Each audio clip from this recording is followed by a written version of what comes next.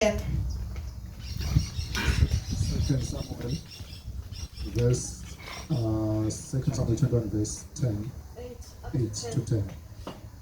Kodwa inkosi yathatha bo-Arimoni naMefiboshethi emadvodzana lamabili aRispa, indvodzakati ya-Aya, labewatalele eSawula, wathatha nemadvodzana lasihlanu aMerabi, indvodzakati yaSawula, labe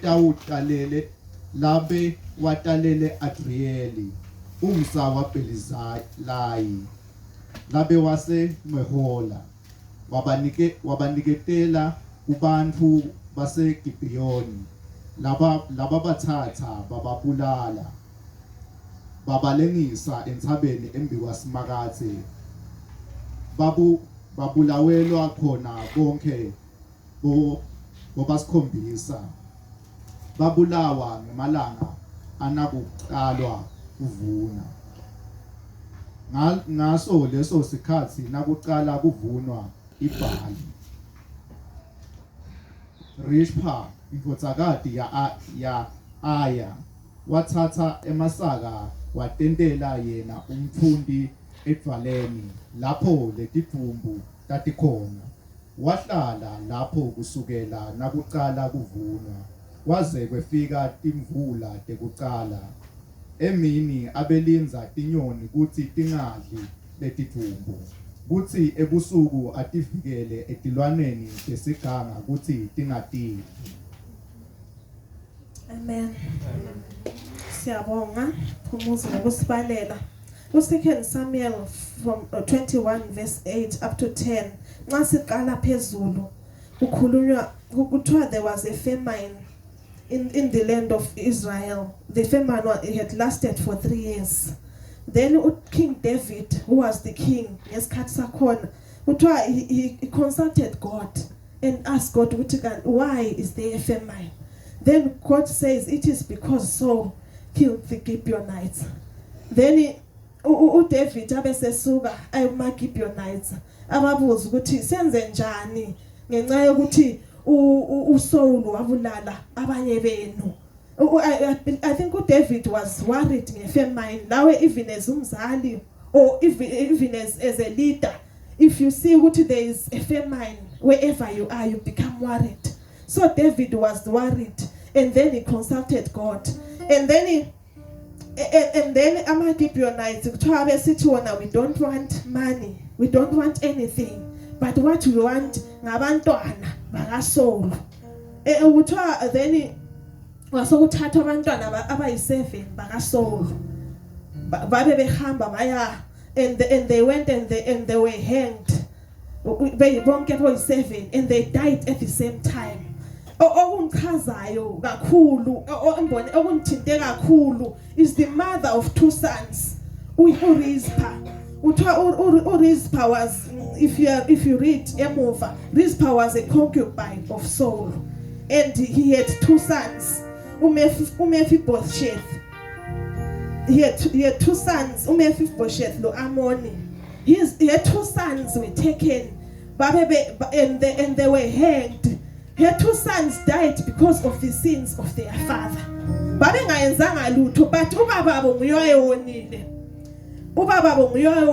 and that led to the death of those 2 sons. Then their mother went lapha babehengwe khona. During their time, kwakusithi umuntu engafelwa, to show ukuthi someone is mourning or grieving, they used to put on a sackcloth. Kuthiwa Rispa took that sackcloth, wahamba layo, wafika wayendlala on a rock, and uRispa kuthiwa on where she was, she could watch over the corpses of her sons, the 2 corpses. Kuthiwa during the day, Rispa watched over the corpses of her 2 sons. Then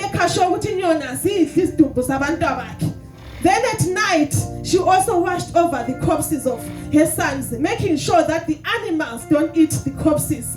Ngithi namhlanje asike sibe le mentality kaRispa as the year starts, asike sibe le mentality ka Rizpah.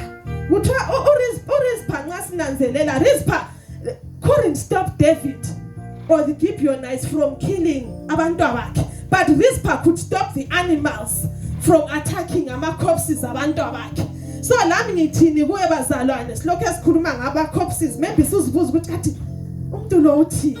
Ngithini kithi bazalwane? Ngithi let's have the mentality of Rizpah.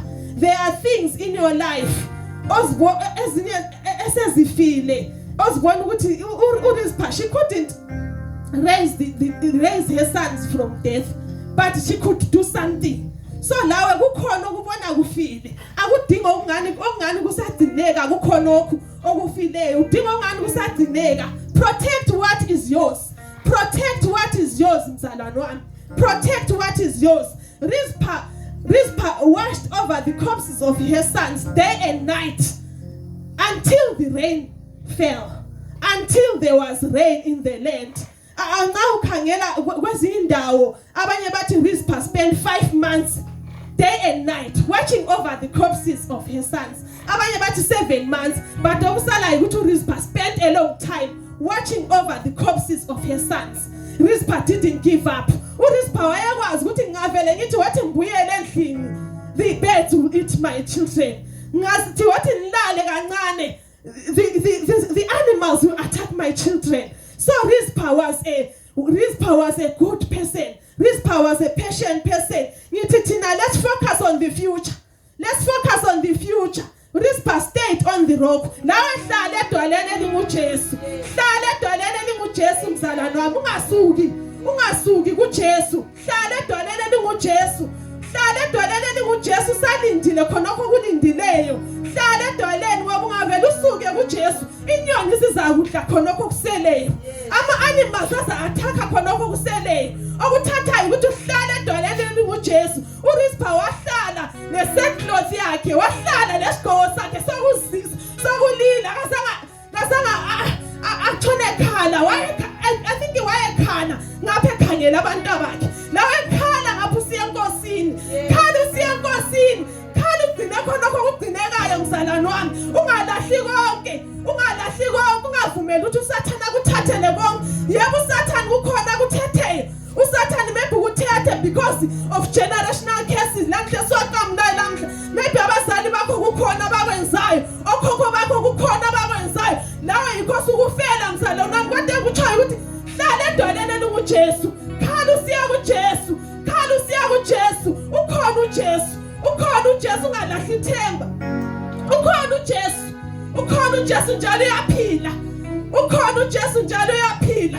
uRizpah wathi ehamba esiya edwaleni, wahamba during the time of famine. Kodwa uthe sebuyela endlini, wabuyela sokuyisikhathi izulu selisina. Nawe hamba kuNkulunkulu during the time of famine. Hamba kuNkulunkulu. Be patient with God. Be patient with God. Be patient with God. Be patient with God. Don't lose heart mzalwane wami. Don't lose heart.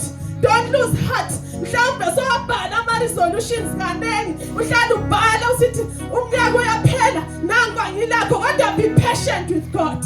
Khala kuNkulunkulu. Khala kuNkulunkulu, ungadingi esinye indlela. Khala kuNkulunkulu. Khala kuNkulunkulu. Khala usiya kuNkulunkulu. Hlala edwaleni elinguJesu. Hlala edwaleni elinguJesu. Ungaluzi hope mzalwane wami. Ungaluzi hope. Hlala edwaleni elinguJesu. You can change your situations as long as you are seated on the rock. As long as you are on the rock. I'm reminded of ingoma esasijayele uhlabela ethi enqabeni enguJesu sengizotha asha. Enqabeni enguJesu sengizotha asha. Sengizotha asha. Sengizotha asha. Sengizotha asha. Sengizotha asha. Hlala edwaleni elinguJesu mzalwane wami. Catsha kuJesu. Catsha kuJesu. Yabakwenzakela okwenzekeleyo in the past, obungela power lakho, but you've got a power over your future. If future iphekwe emadlozini, if future iphekwa kubo men of God. Ifuture uyaziphekela wena wedwa in your closet. Uyaziphekela wena wedwa in your closet. Urispa akula chapter ethi akula verse ethi wahamba wakhala ku David wathi David waye abantu abambefile. David vele ukwenzeleni lokho. Kazange ayekhala kuma Gibeonites but wahlala walinda kwakukhona. So lami ngithi mzalwane wakho go to God as an individual. Singathandi into zokuhamba as a group. Ungathi lwazi ngicela ungincedise ngithandaze. Ulwazi angaze ngithi lwazi ngicela ungincedise ngithandaze. Ulwazi has got your own problems. Lwazi will first go to God with their own problems. So let us learn to stay in the closet. Wedwa ungadingi ukuthi kuthiwe sihamba group. uNkulunkulu akuhanjwa kuyigroup. uNkulunkulu sihamba as an individual. Go to God as an individual.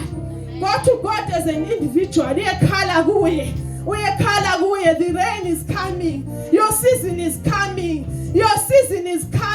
Urispa wahamba kungenye season. Wapenduka so kungenye season. So lawe khala in that season. God is going to change the seasons for you. God is going to change the times for you. God is there for you. uNkulunkulu wethu akajabhisi njalo akakhohlisi. The word of God in Psalm 118 verse 8 says it is better to trust in the Lord than to put confidence in men. Asimthembeni uNkulunkulu. uDavid ku Psalm 20 verse 7 uthi some trust in chariots, some in horses, but we will remember the name of the Lord. So guys, let us trust in God. Let us trust in God. Nangikhangela uRispa kuthi ukuthi all the time, whether it was hot, she was on that rock. Whether it was cold, she was on that rock. Akazange asuke ngibona ngani lokudla wedlela khona. Ekwazi ukuthi kukhona kulindileyo. Whatever ekwenza ukupheka ngiyacabanga nje ukuthi lokupheka wayephekela khona. Ukugeza wayegezela khona. Egeza ngapha evula amehlo ukuthi those birds zingahambi zi-attack khona okuseleyo. So singalali kodwa sisebenze sikhala sisiya kuNkulunkulu. Siqhubekeni sisiya kuNkulunkulu. Singahambi give up. Let us continue praying to God. Let us not give up. That is why Luke 2 verse 36 to 37.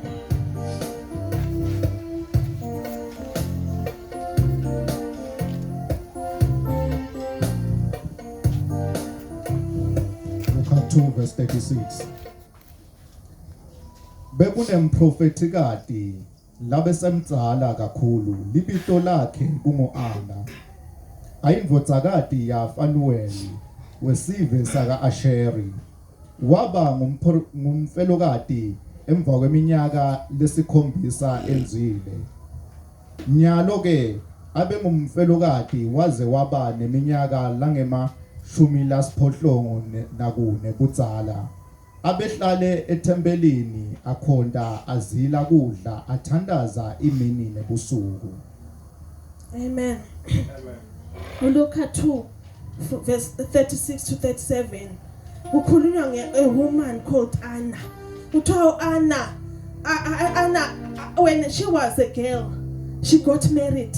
7 years after her marriage, her husband died. She became a widow. Kuthiwa Anna wahlala ethempelini praying and fasting.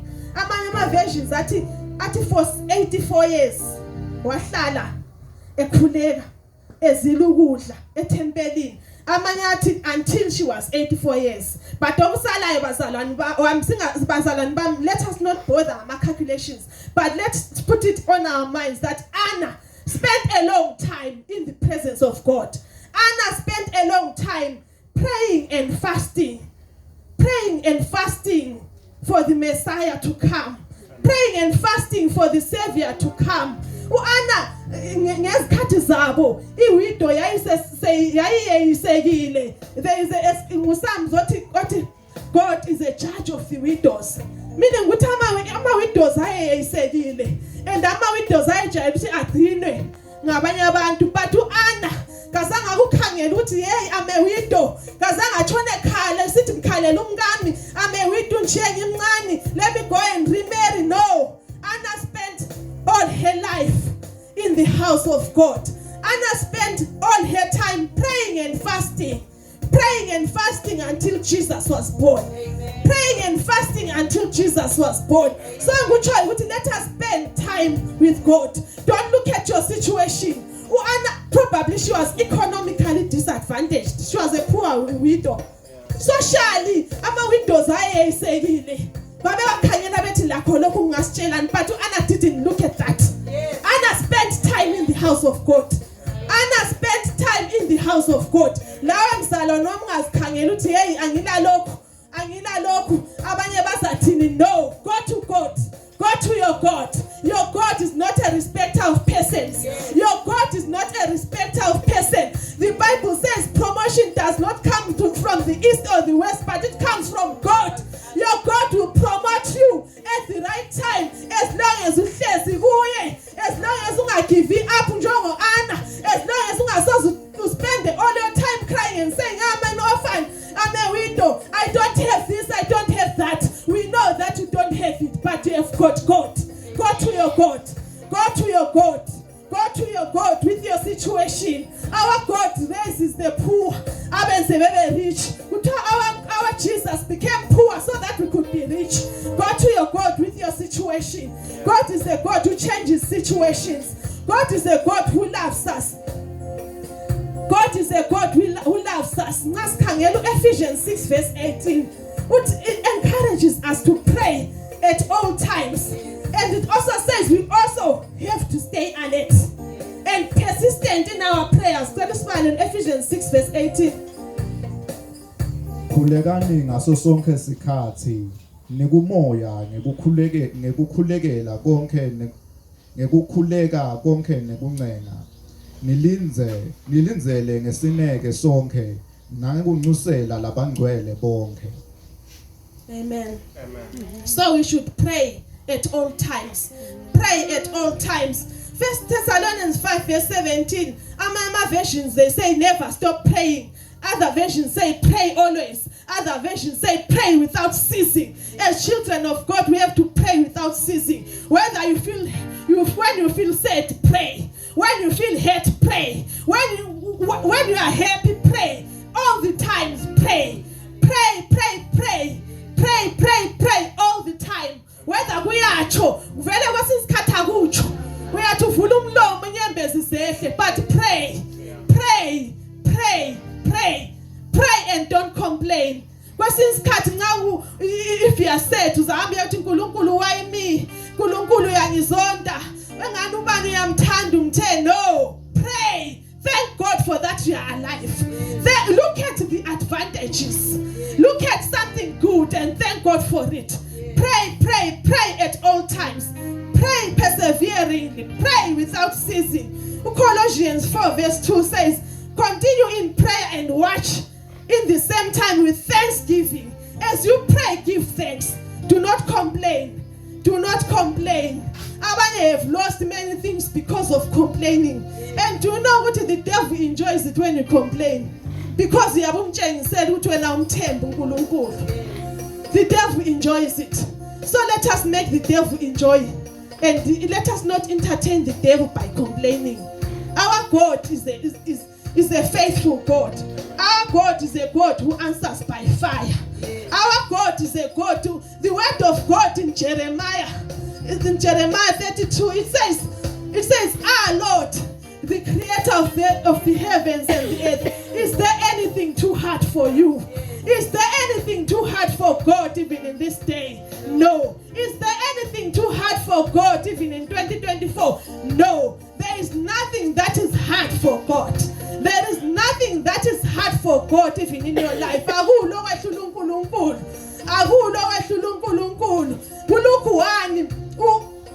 uGabriel yamlanda uMary amtshela ukuthi wena Mary uzaba ngumama kaJesu. uMary uthi how shall it be seeing I know no man? uGabriel athi the Holy Spirit will overpower you, for with God nothing is impossible. So lami ngithi ku situation yakho mzalwane wami, the Holy Spirit is there to help you. The Holy Spirit will overpower you. For with God there is nothing that is impossible. With God there is nothing that is impossible. With God there is nothing that is impossible. Trust in your God. Enguthandayo uNkulunkulu ukuthi uNkulunkulu ngamtshela situation yami.